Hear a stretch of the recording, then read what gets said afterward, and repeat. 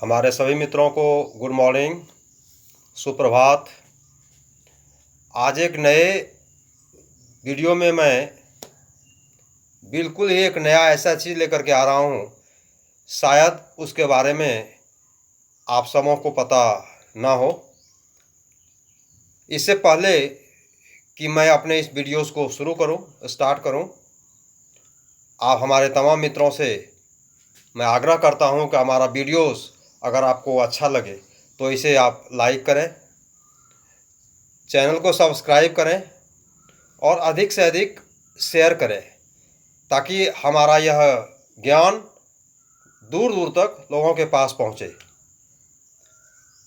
भारत के एक उत्तर में स्थित राज्य है उत्तराखंड, जो धार्मिक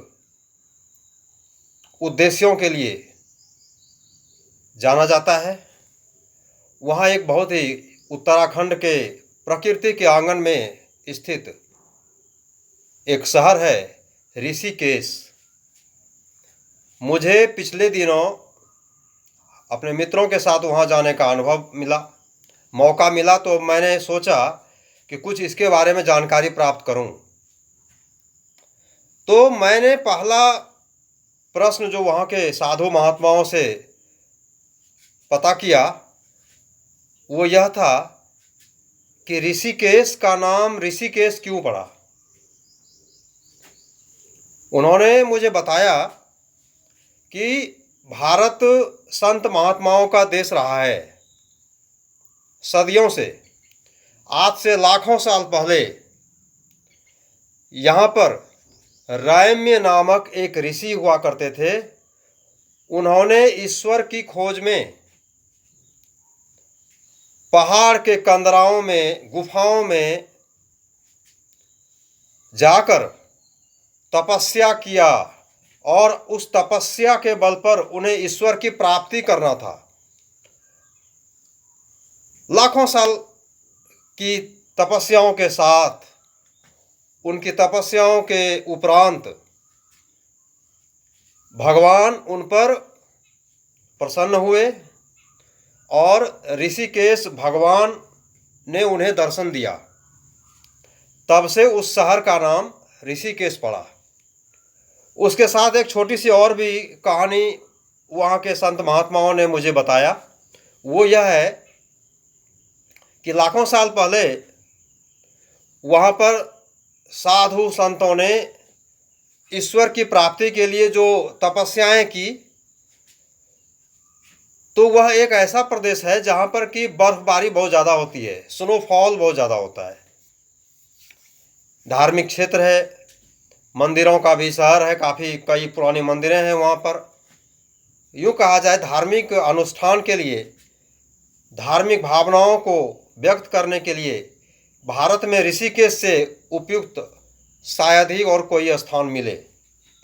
तो उन साधु महात्माओं ने मुझे बताया कि यहाँ लाखों साल पहले जो संत तपस्या करते थे और तपस्या में अपने आध्यात्म के बल पर, अपने जितेंद्रिय क्षमता के बल पर ईश्वर को पाने में इतना वो मेडिटेट हो जाते थे, इतना ध्यान मग्न हो जाते थे, उन्हें अपने शरीर की भी चिंता नहीं होती थी और उनमें इतना आत्मबल था कि ठंड उनका कुछ नहीं बिगाड़ सकती थी। प्रकृति में बिल्कुल वो अपने आप को समावेश कर लेते थे। तो इतनी बर्फबारी होती थी, फिर भी वो अपने तपस्या के स्थान से हिलते नहीं थे। ईश्वर की प्राप्ति के लिए इतना ध्यान मग्न मेडिटेशन में खो जाते थे कि उनके ऊपर जो बर्फ गिरता था, उनका पूरा शरीर 10, 20, 25 फुट बर्फ से ढक जाता था। और आपको मैं बता दूं कि बर्फ एक ऐसा चीज़ है जहाँ पर अगर 20 से 25 फुट ऊपर आपके ऊपर बर्फ जम जाए, पूरा शरीर गल जाता है। तो वैसी स्थिति में ईश्वर की प्राप्ति के लिए तपस्या करने के दौरान उनका पूरा शरीर बर्फ के कारण गल जाता था, खत्म हो जाता था, उनका देह शरीर खत्म हो जाता था। लेकिन एक बात और याद रखना है कि इंसान का दो चीज़ कितनों बर्फ हो ख़त्म नहीं होता है, पहला केस और दूसरा नाखून। ये दो चीज़ ख़त्म नहीं होता है। कभी भी आकर के उसको 10, 20, 50 साल के बाद भी आप उसे प्राप्त कर सकते हैं, निकाल सकते हैं। तो जब तपस्याओं के उपरांत ऋषि महात्माओं का शरीर खत्म हो जाता था बर्फ के कारण,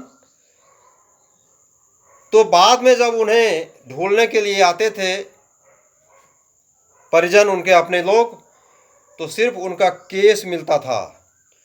ऋषियों के द्वारा किए गए तपस्या के उपरांत शरीर के नष्ट हो जाने के बाद केस का ही मिलना उनका एक सबूत होता था, जो उनकी प्रामाणिकता होती थी कि इन्होंने यहाँ पर तपस्या किया।